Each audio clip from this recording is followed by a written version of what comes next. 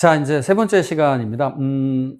이번 시간은 이제 2021년 7월 20일 날 새롭게 도입된 소규모 재개발 사업과 관리 지역에 대해서 좀 더 알아보겠습니다.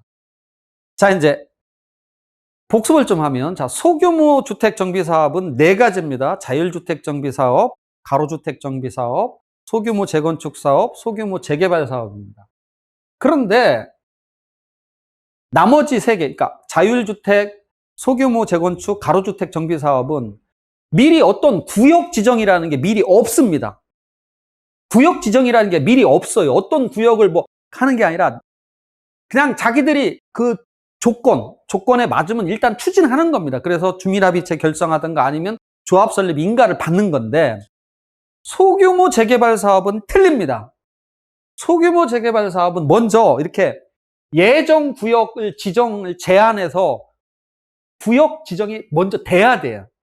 그러니까 소규모 재개발 앞에 세 가지 사업은 이런 구역 지정 절차가 없어요. 구역 지정 절차가 없는데, 요 소규모 재개발 사업은 구역 지정, 예정 구역이란, 그냥 구역 지정하면 되지 왜 또 예정이라는 걸 붙였냐. 이게 정비구역, 도시 및 주거환경 정비법에 의한 정비 구역과 헷갈릴까봐 제가 볼 때는 입법자들이 참 정말 배려한 거 아니다. 그래서 저쪽이 구역이니까 여기는 예정자를 하나 붙이자. 그래서 예정구역 지정 제한하고 고시가 돼야지만 거기서 이제 소규모 재개발 사업을 시행이 되는 겁니다. 그래서 먼저 지정 제한, 그래서 토지 등 소유자 40% 이상 동의를 받아서 누가 한다? 그냥 거기 토지 등 소유자들이 시장군수, 즉 구청장, 기초지방자치단체장이죠.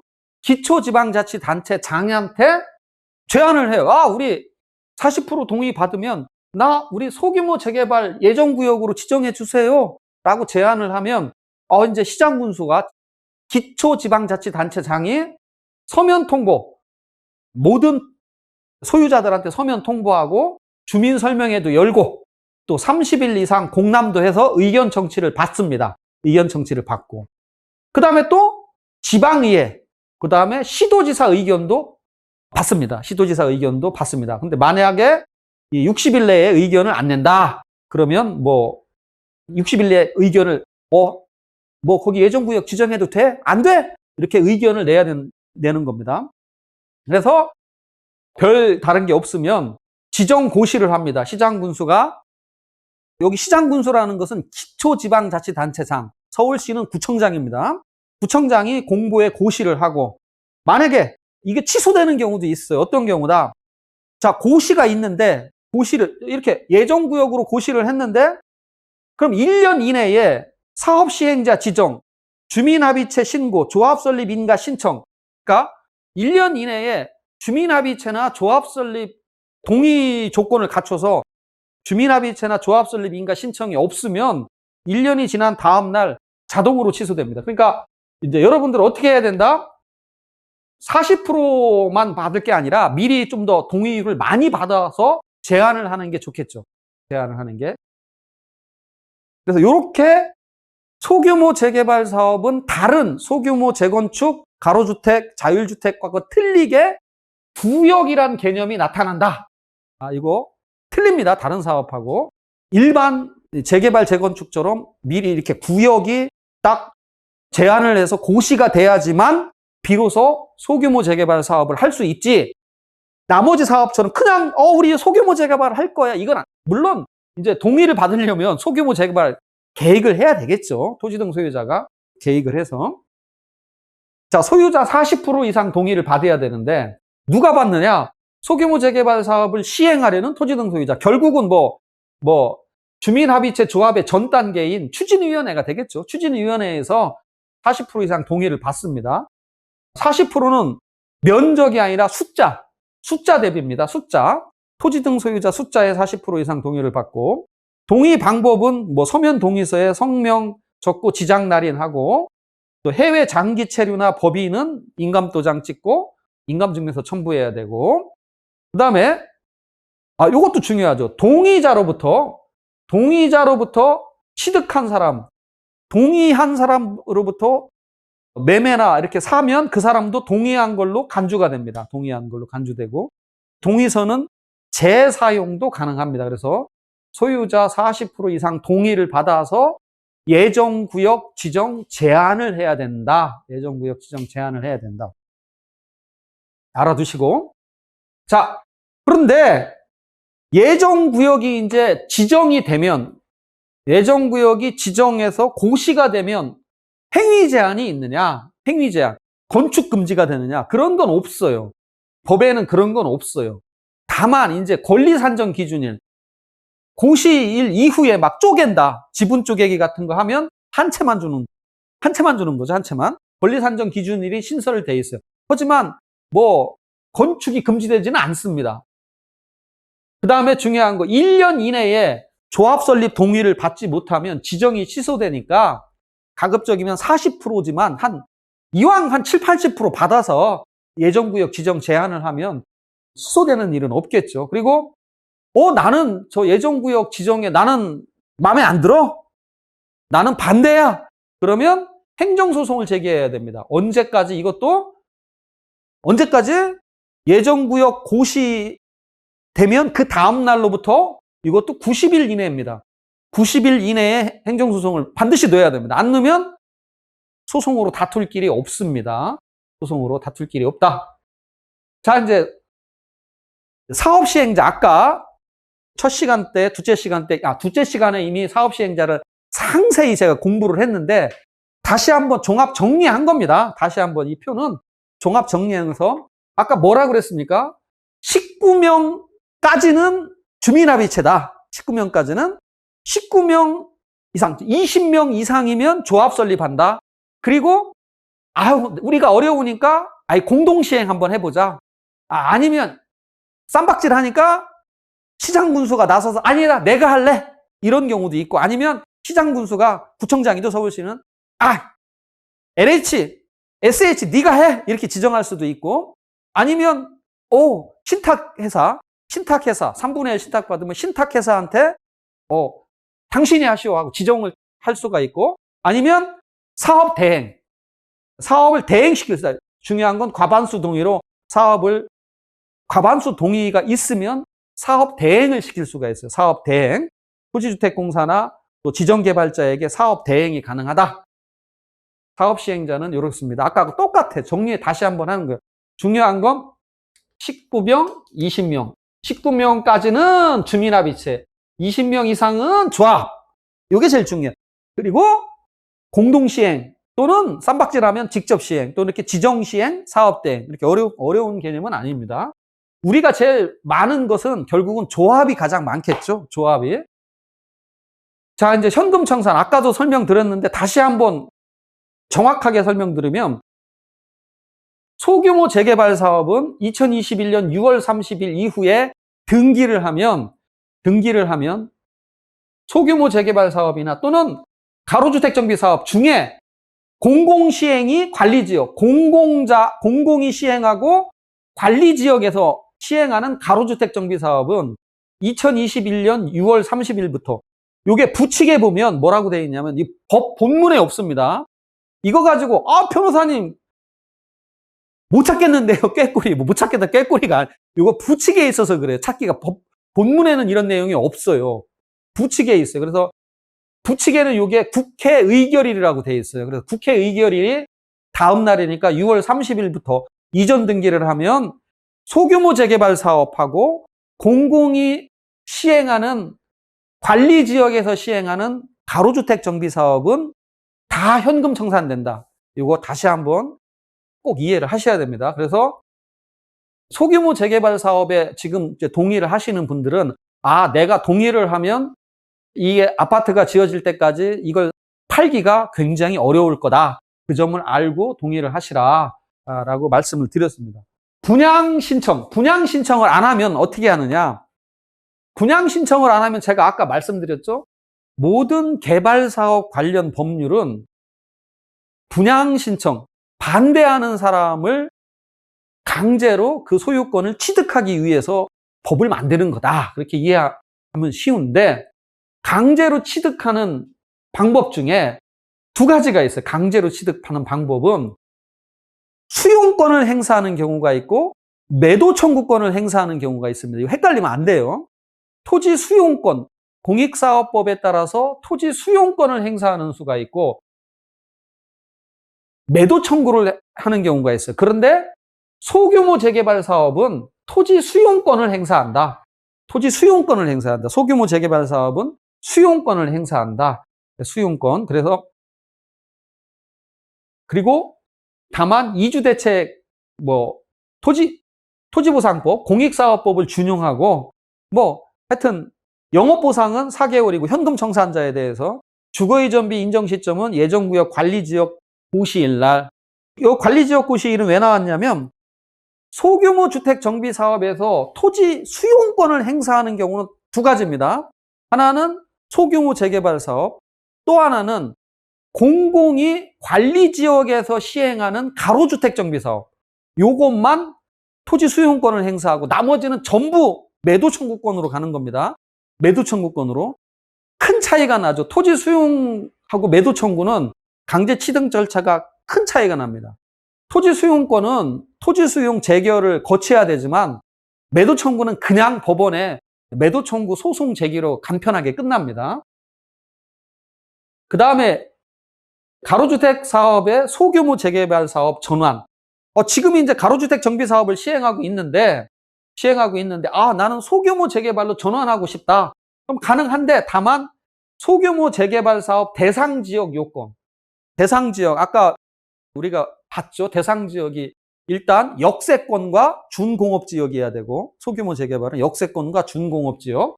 그 다음에 5,000평방미터 미만이어야 됐죠? 5,000평방미터 미만. 5,000평방미터 미만이어야 됐습니다. 그런 대상 지역 요건을 모두 충족하는 경우에는, 근데 전환할 이유가 특별한 이유가 없겠죠. 이렇게 전환할, 뭐 때문에 전환할지 모르겠어요. 제가. 이 가로주택에서 소규모로 전환하면 차이는 분양 미신청자에 대해서 매도 청구 소송할 걸 토지 수용권 행사하는 거. 더 복잡해져요. 이게 전환하면 괜히 세입자에 보상도 해야 되고, 머리 아픕니다. 이거. 왜 이런 조문을 만들었는지는 모르겠습니다만. 자, 세제 혜택. 그러면 소규모 재개발 사업에 어떤 세제 혜택이 일어날 거냐? 이 세제 혜택은 실제 시행 여부는 확인을 하셔야 됩니다.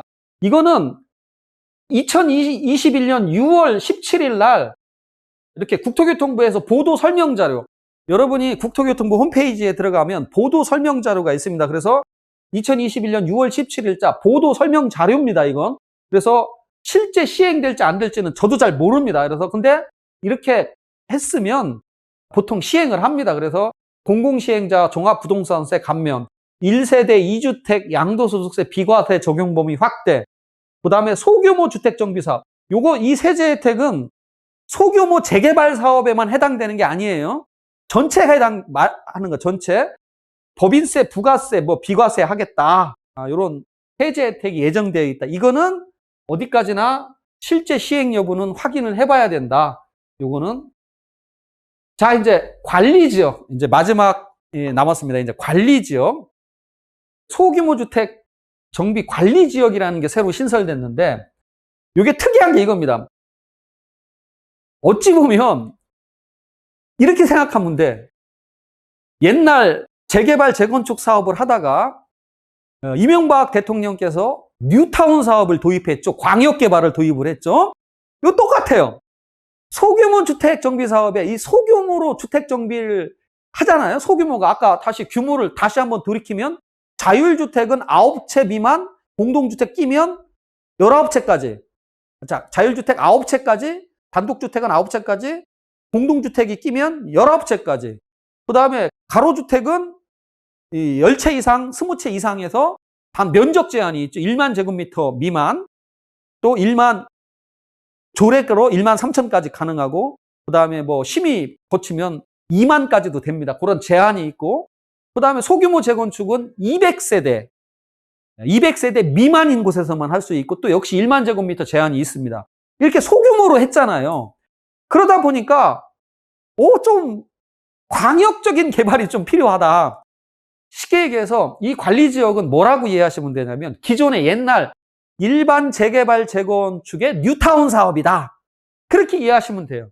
그러니까 여기도 노후 분량 단독주택 및 공동주택이 있어요. 그 다음에 재밌는 게 뭐가 들어오냐면 요 신축 건축물이 혼재한다. 신축 건축물이 혼재한다. 혼재하는 거 노후 분량 뭐 단독 공동주택과 새로 지은 건물이 혼재해요. 그리고 광역적 개발이 곤란한 지역에서 정비 기반 시설과 공동 이용 시설 확충을 통하여 소규모 주택 정비 사업을 여기죠. 계획적과 효율적으로 추진하기 위해서 소규모 주택 정비 관리 계획, 관리 지역에서 관리 계획이 승인 고시된 지역. 쉽게 해서 그냥 넓은 뉴타운 일반 생각하면 똑같아요. 이제 소규모 주택 정비 사업에도 기존의 뉴타운처럼 좀 넓게 하는 그런 미리 이렇게 관리 계획, 뉴타운 계획을 수립해서 거기서 체계적으로 이제 뭐 이렇게 소규모 주택 정비 사업을 각각 시행할 수 있게끔 그렇게 만든다는 개념이 관리 지역입니다. 그래서 이거는 누가 수립하느냐? 시장 군수, 구청장, 기초자치단체장이 수립을 하고 LH, 한국토지주택공사는 제한이 가능합니다. 제한. 아까 소규모 재개발 사업은 누가 제한을 하는 거냐면 토지 등 소유자가 제한을 하고 시장 군수, 구청장이 결정을 하는 건데 이거는 시장 군수, 구청장이 수립을 하고 LH는 제한을 하고 승인은 시도지사가 합니다. 승인은 서울시. 서울시 같은 경우에는 구청장이 수립해서 서울시장이 승인을 하는 겁니다. 승인을 할 때는 14일 이상 주민 공람하고 도시계획 또는 도시재생위원회의 심의를 거쳐야 되고 그 다음에 승인 후에 공부에 고시하고 국토부에 보고하고. 자, 그래서 다시 한번 이거는 그냥 여러분들이 아주 익숙한 소규모 주택 정비 사업 지역에 뉴타운 사업 구역이 하나 생기는 거다. 그렇게 이해하시면 뭐 어렵지 않습니다. 관리 지역이. 그리고 시장 군수, 구청장이 수립하고 시도지사가 그 승인을 한다. 시도지사가 승인을 한다는 거. 그렇게 어렵지 않습니다. 그러면 관리계획 대상 지역. 자, 이제 면적을 한번 보면 10만 제곱미터. 이제 넓어졌죠. 아까는 1만 제곱미터 가로주택과 소규모 재건축 사업은 1만 제곱미터 미만 원칙, 그 다음에 도시계획까지 다, 도시계획위원회까지 거치면 2만까지 확장이 가능한데 최대. 또 소규모 재개발은 5,000평방미터입니다. 근데 이 관리지역은 10만 제곱미터 미만까지 수립, 광역구역에서 관리지역을 수립할 수 있다. 그 다음에 노후 분량 건축물 수가 아까 그런 사업은 대체적으로 뭐였죠? 노후 분량이 3분의 2인데 여기는 노후 분량이 2분의 1로 확 낮춰집니다.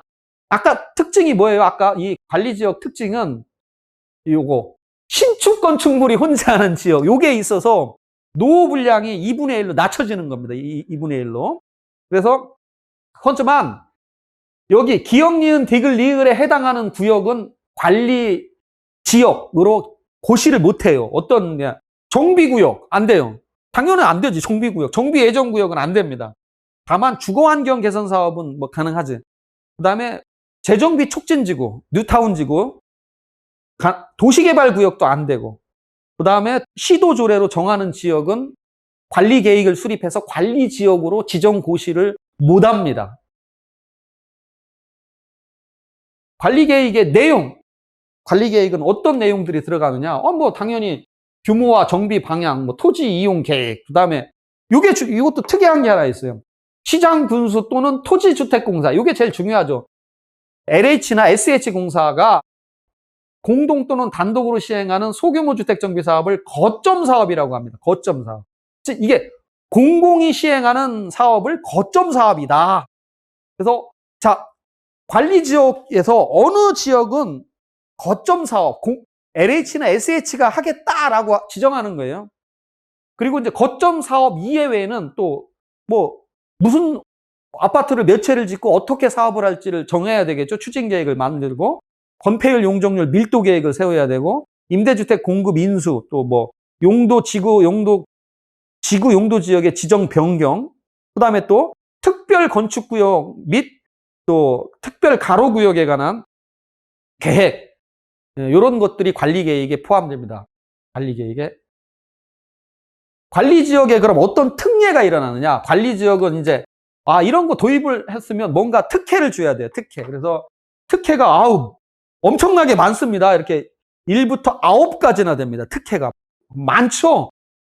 관리지역으로 되면 지구단위 계획으로 의제되고, 용도지역이 상향됩니다. 1종은 2종으로, 2종은 3종으로. 이게 무슨 뜻인지는 설명 안 해도 아시겠죠? 그 다음에 공동이용시설 설치 시 또 용적률이 상향되고, 또 권리산정 기준일, 아까 투기 방지를 위해서 권리산정 기준일이 딱 정해지는데, 관리지역은 설명드렸어요.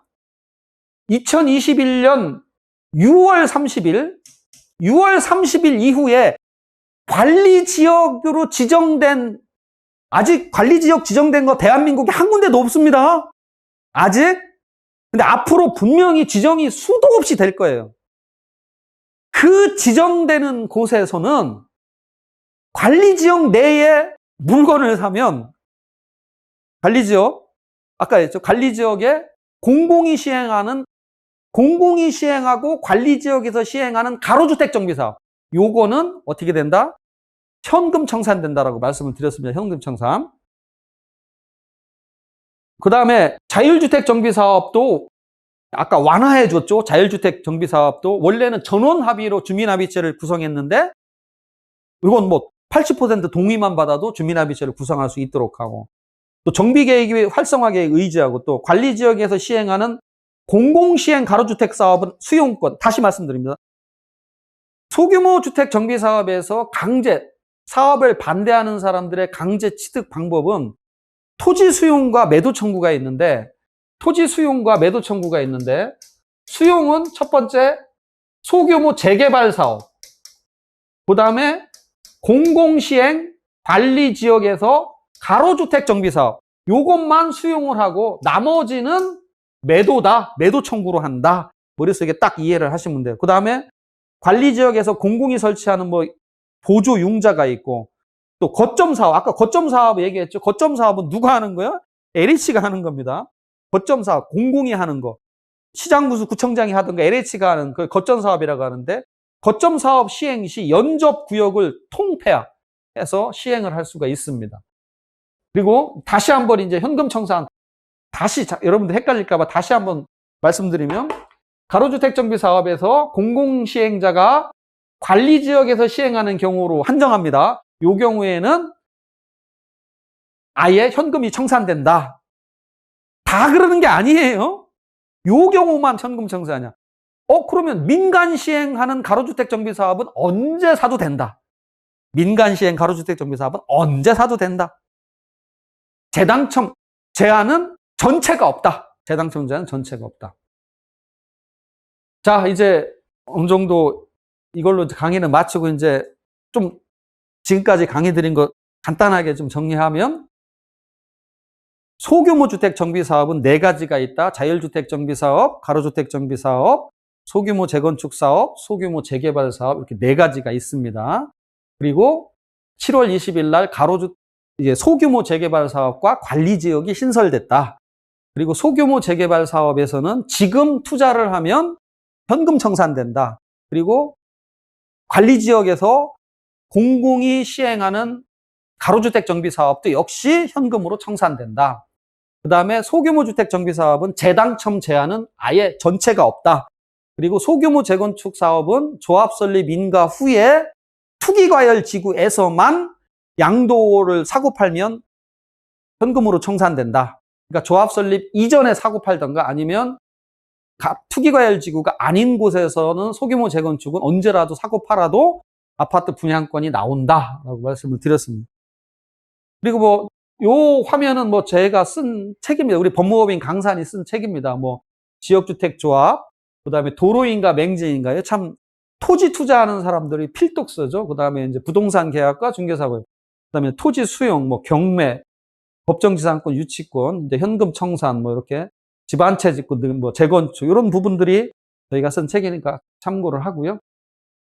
이상 강의를 마치겠고요. 마지막으로 그래도 홍보 한번 한 말씀 드리면, 우리 부동산 체험 TV가 정말 우리 김동희 소장님이 정말 경매 공매에서는 제가 보증을 합니다. 실력이 최고시고, 나이가 저보다는 좀 많으신데도 저보다 공부하는 시간이 훨씬 많으십니다. 그래서 다른 분들도 잘 하시지만 진짜 공매 경매에 관심이 있으시면 우리 부동산 체험 TV의 김동희 소장님 강의를 수강하시기를 말씀드립니다. 자, 고맙습니다. 이상 마치겠습니다.